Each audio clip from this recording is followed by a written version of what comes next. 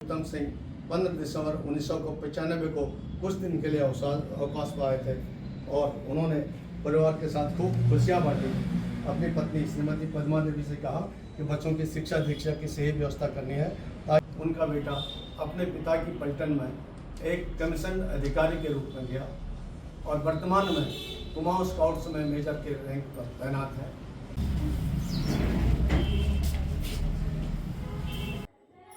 सबसे पहले आप सभी को मेरा प्यार भरा पहला नमस्कार, गुड मॉर्निंग। कैसे हैं आप? आशा करती हूँ आप सभी लोग अच्छे होंगे, बढ़िया होंगे और स्वस्थ होंगे, मस्त होंगे। मैं प्रेमा कुमारी देवभूमि उत्तराखंड के हल्द्वानी से आप सभी का स्वागत करती हूँ। सुबह के बज गए हैं 11।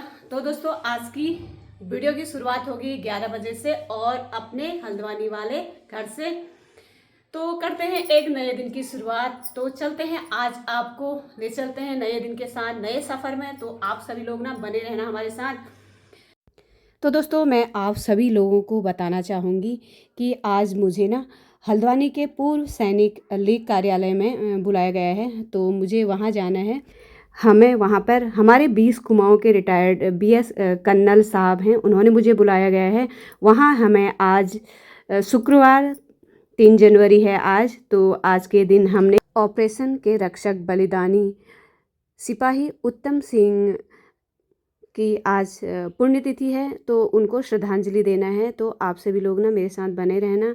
मैं जा रही हूँ वहाँ, और जो कि वो 16 कुमाऊं के थे और रानीखेत तहसील जो चकुटिया गांव है वहाँ अमशारी गांव के थे। तो उनकी पत्नी भी आएंगी जो कि अभी उनका निवास स्थान हल्द्वानी में है, तो हल्द्वानी में ही रहती हैं। तो वो मैम साहब भी आएंगी और हमारे यूनिट की बहुत सारी जो हमारे हल्द्वानी में जितनी भी वीर नारियां हैं तो सारे लोग वहाँ पर श्रद्धांजलि देने आएंगे। हमारे यूनिट के 20 कुमाऊं के कर्नल BS रोतेला साहब हो गए और सूबेदार जयदत्त साहब हो गए, वहाँ ऑफिस में बैठते हैं।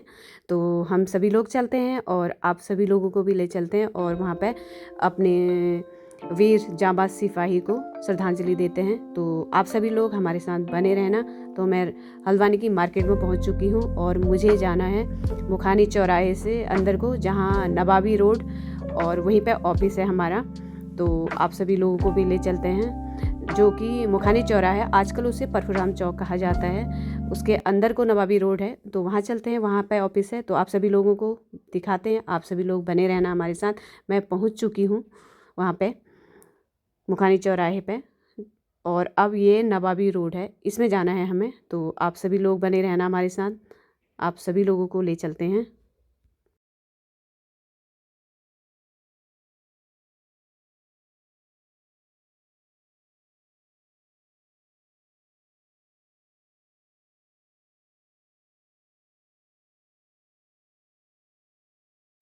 तो हम सभी लोग यहाँ पे पहुँच चुके हैं और मेम साहब लोग सारे लोग यहाँ पे पहुँच चुके हैं। दिव्य आत्मा के आगे दीप प्रज्वलित किया गया है। 2025 में आज आप लोग इस कार्यालय में आए, आपका स्वागत है, अभिनंदन है। मैं भगवान से प्रार्थना करता हूँ कि आप लोगों के ऊपर सदैव कृपा दृष्टि बनाए रखें और आपके परिवार को खूब उन्नति के पथ पर अग्रसर रखें। आप लोगों का परिवार भरा पूरा रहे, आप लोग सुख समृद्ध और आरोग्य जीवन व्यतीत करें। आज जैसा कि हम लोग हमेशा करते हैं, जिस बलिदानी सैनिक का शहादत का दिन होता है, इस कार्यालय में एक छोटा सा श्रद्धांजलि का प्रोग्राम करते हैं ताकि उस भारत माँ के सपूत को श्रद्धांजलि हो। और जो हमारा मुख्य प्रयास है कि हम इन कार्यक्रमों को समाज तक फैलाएं। आजकल तो मीडिया का ज़माना है और लोगों को पता चले कि मातृभूमि की रक्षा करने के लिए जो जांबाजों ने अपना सर्वोच्च बलिदान किया है, वो उन्हें हमेशा हम याद करते हैं और श्रद्धांजलि देते हैं। यह समाज के हर एक नागरिक का कर्तव्य है कि ऐसे बलिदानी सैनिकों और उनके परिवारों को एक समाज में विशेष दर्जा दें, क्योंकि जिस भी समाज ने अपने मातृभूमि की रक्षा के बलिदान करने वालों को स्मरण नहीं किया, उनका सम्मान नहीं किया, वो समाज, वो राष्ट्र ज़्यादा तक टिक नहीं सकता है। और इसी क्रम में मुझे तो सुमित्रानंदन पंत जी की कविता याद आती है। उन्होंने जो लिखा था कि हम अपने सशक्त हाथों से ज्योति शिखा तुमको दिखलाते हैं, भंग करोगे यदि विश्वास मृत आत्माओं से हम न शांति से सो पाएंगे। हम लोगों ने सब ने श्रीमद् भगवत गीता पढ़ा है, महाभारत का सीरियल देखा है। उसमें भी जब अर्जुन हतोत्साहित हो जाते हैं और युद्ध नहीं करना चाहते हैं तो श्री कृष्ण भगवान ने उनको उपदेश दिया कि हतो वा प्राश्यसी स्वर्गम जित्वा वा भोक्ष्यसे। अगर जीतोगे तो पूरे विश्व में राज्य करोगे, अगर तुम इस युद्ध में मारे जाओगे तो स्वर्ग को प्राप्त होगे। और एक विधि का विधान है कि युद्ध करने का मौका हर एक को नहीं आता है और युद्ध में मातृभूमि के लिए बलिदान होना सबके नसीब की बात नहीं है। मैं जितने भी हमारी वीरांगनाएं हैं आप सभी को बार बार नमन करता हूं और ये हमारा एक प्रयास है कि हम मातृभूमि की रक्षा करने के लिए जो उन्होंने सर्वोच्च बलिदान किया है उन्हें नमन करें। ये जिन्होंने मातृभूमि की रक्षा के लिए बलिदान किया है वो केवल आपके परिवार के सदस्य नहीं हैं, वो पूरे भारत के सपूत हैं और पूरे भारत उनको नमन करता है। आज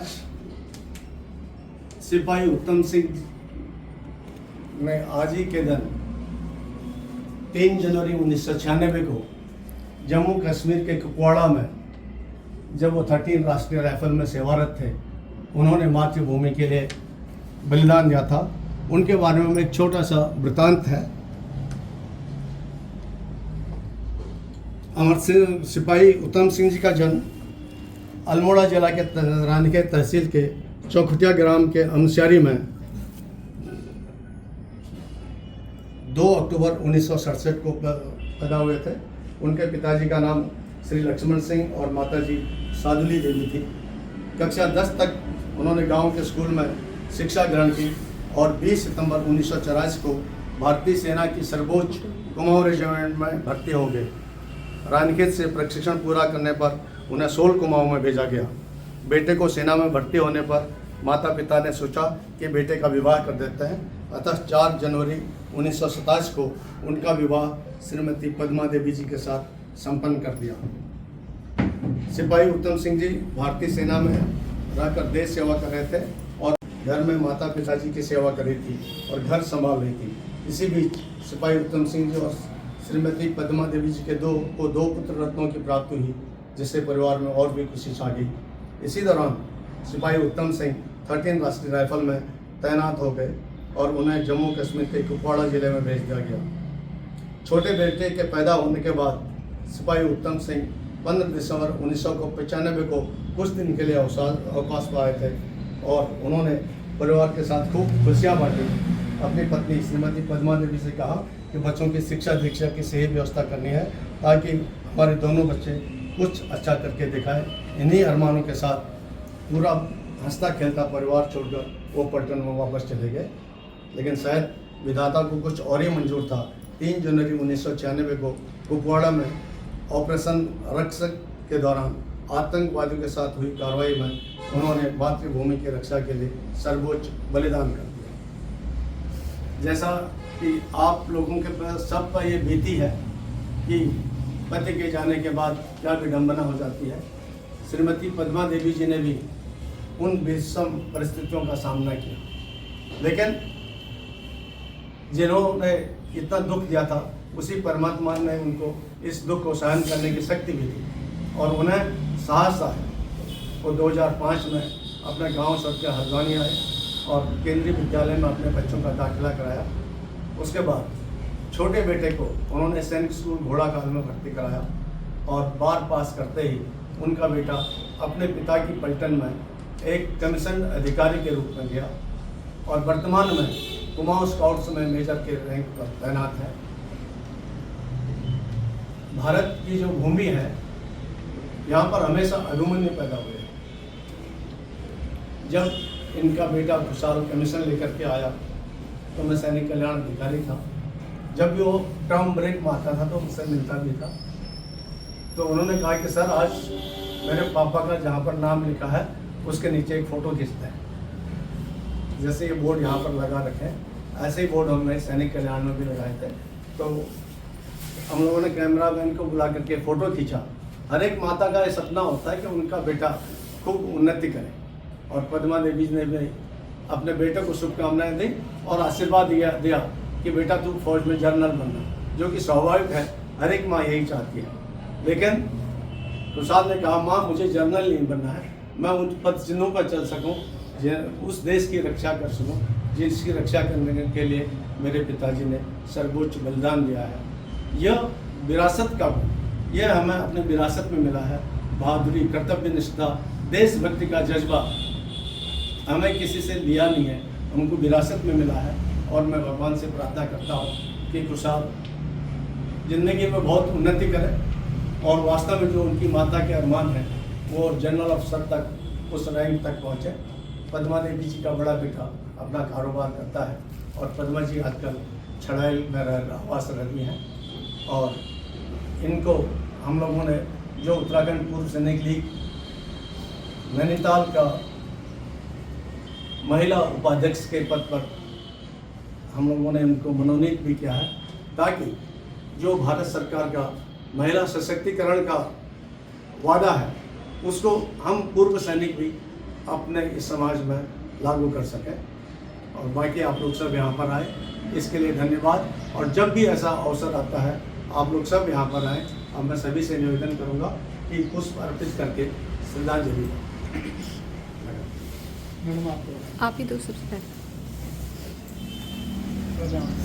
और जब सब श्रद्धांजलि दे देंगे उसके बाद 2 मिनट का मौन रखेंगे।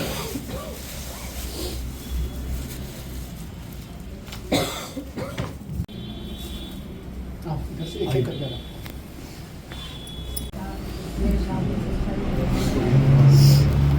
हम आपका इंतजार कर रहे थे। गाड़ी है, टेम्पो नहीं, कोई बात नहीं, गाड़ी के कैसी गाड़ी।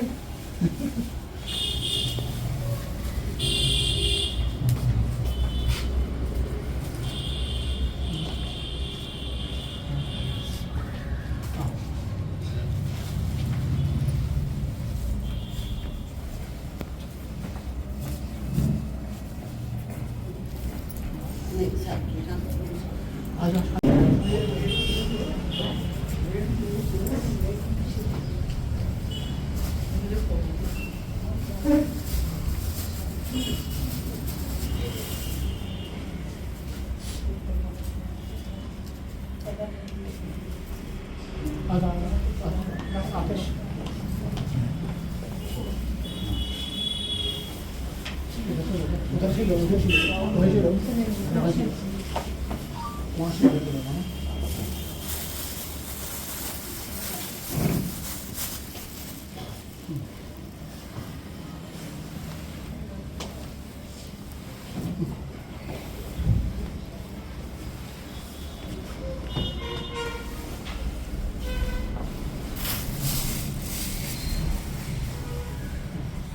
चलो चलो शुरू जाओ।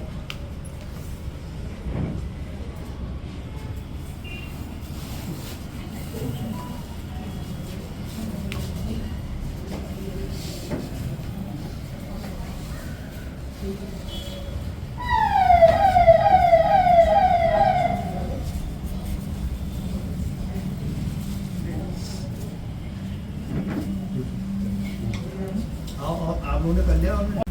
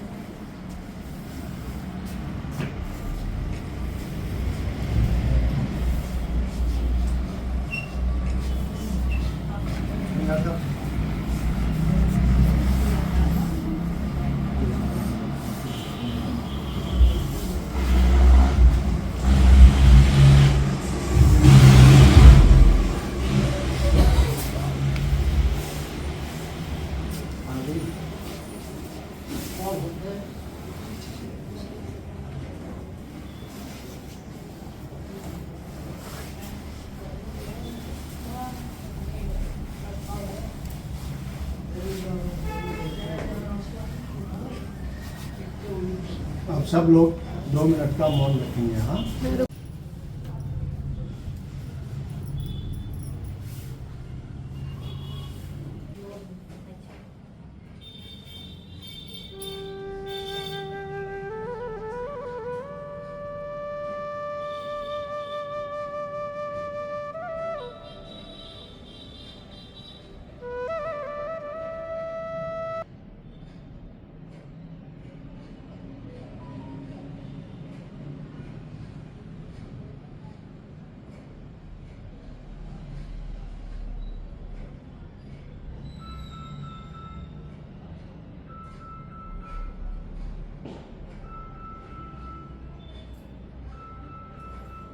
भारत माता की जय, भारत माता की जय, भारत माता की जय।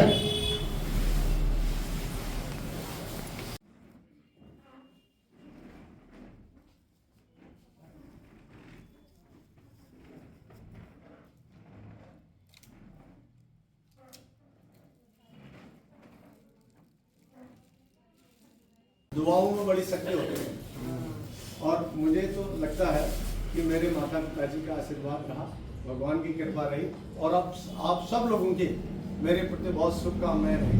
मुझे लगता नहीं है कि किसी अधिकारी, कोई भी अधिकारी, खासकर महिला वर्ग से और वीरांगनाओं से इतना आपसी अच्छे ढंग से बातचीत कर पाता होगा या आप लोग किसी अधिकारी से इतने ढंग से बातचीत कर पाते होंगे। बिल्कुल भाई बहन जैसा। मुझे तो ये किसी को मैडम, मैं तो सोचता हूँ कि दीदी बोली करके बात करो और नाम लेकर के बात करो, वो अच्छा बहुत लगता है। वो अच्छा, क्योंकि हमारा एक परिवार है। अगर हम लोग परिवार को मान के नहीं चलेंगे फिर फॉर्मेलिटीज हो जाती है। लेकिन आप लोगों की मेरे बहुत शुभकामनाएं रही। मैं तो सोचता हूँ तभी मुझे धन्यवाद। और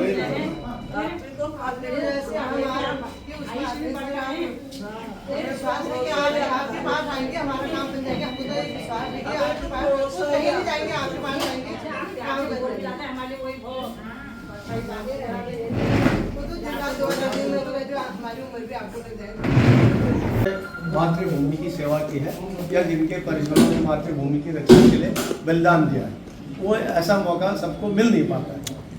अब अफसोस यह होता है कि आदमी को जब इतना अच्छा मौका मिलता है तो लोग वहाँ पर काम नहीं करते। सर बातें नहीं, पहले भी तो थे ऑफिसर, किसी ने बातें नहीं करती। हमको तो कोई फैसिलिटी मिली नहीं, पहले भी तो थे वहाँ। कोई चीज मिल जाए, बच्चों का एक पैसा तो नहीं मिला। आजकल जाओ, आजकल अब हमारे बच्चे बड़े होते हैं, हमको क्या मिलेगा? जिनके छोटे हैं उनको तो मिल रहा है, उनको तो सारे बहनों को क्या मिलेगा? योग दर्शन बुक है ये।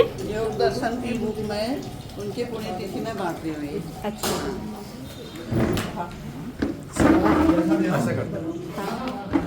ये सर की पुण्यतिथि में यहाँ पे योग दर्शन जो बुक है वो बांटी जा रही हैं मैम साहब द्वारा।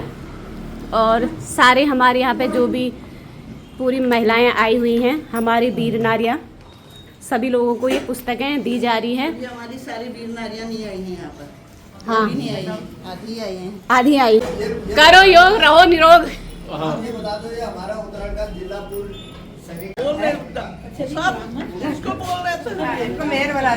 अभी याद कर रहे थे, आप ही को याद कर रहे थे।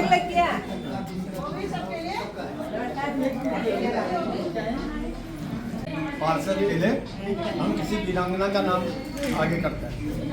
होना चाहिए वीरांगनाओं में ना, इतने हमारे एहसास भी है।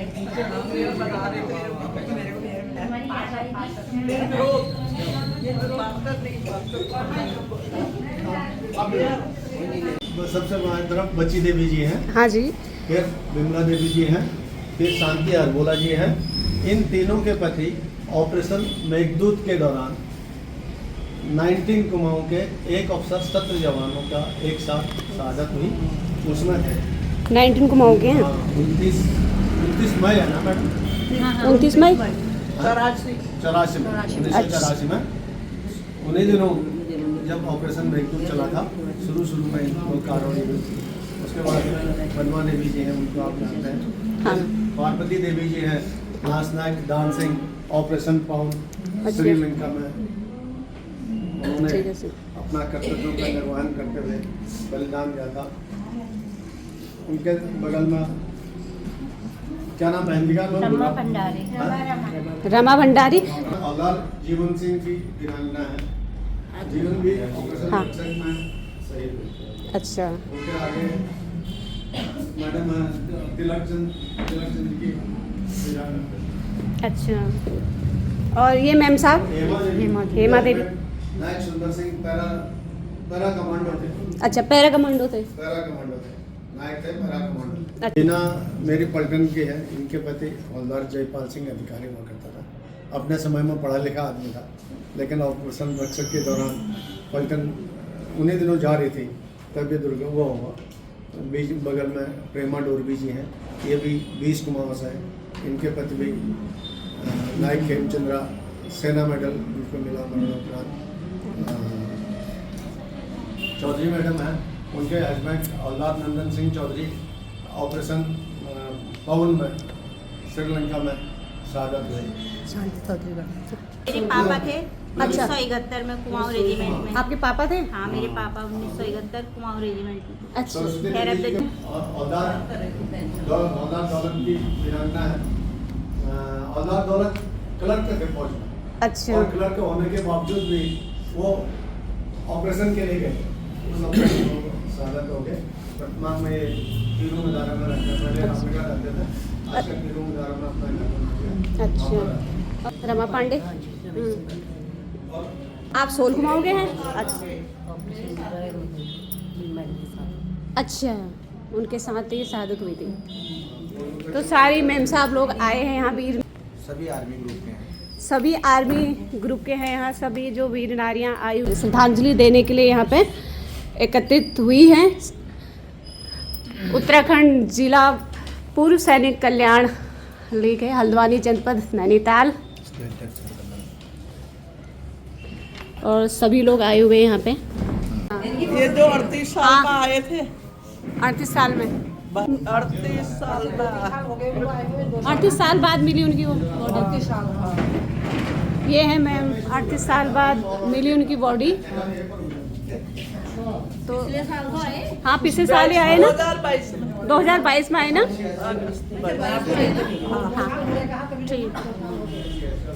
ठीक है, फिर आप सभी लोगों का धन्यवाद। आऊँगी मैं कभी आपके घर, आऊँगी मिलने। हाँ ठीक है फिर। हाँ राजी प्रणाम। ठीक है दीदी, धन्यवाद। हैं हम भगवानपुर। हाँ, आपका यहाँ बना ना ITO रोड में? आएंगे कभी। मैं हल्दी पोखरा में। अच्छा, आना कभी वहाँ आना। है ना, सभी लोगों के मिलने आऊँगी मैं कभी, घर में आऊँगी। हाँ सभी के मतलब हाँ, सभी के घर आऊँगे एक एक करके। हाँ हाँ, नंबर आ गए हैं। हाँ चलो फिर ठीक है। हाँ चलो, धन्यवाद। सभी अमर शहीदों को सत सत प्रणाम, सत सत नमन। पूर्व सैनिक लीग कार्यालय हल्द्वानी नैनीताल। तो सभी अमर शहीदों को सत सत प्रणाम और सत सत नमन। तो 8 तारीख को मिलना मैडम फिर। सर चलते हैं फिर। ठीक है, धन्यवाद बहुत बहुत। ठीक है। मैं कह रहा हूँ 7 तारीख को बता देना कितना 20 साल रहे। तभी तो कह रही हूँ फिर। धन्यवाद, चल लो आप। चलो फिर, बाय। मिलते हैं फिर। हाँ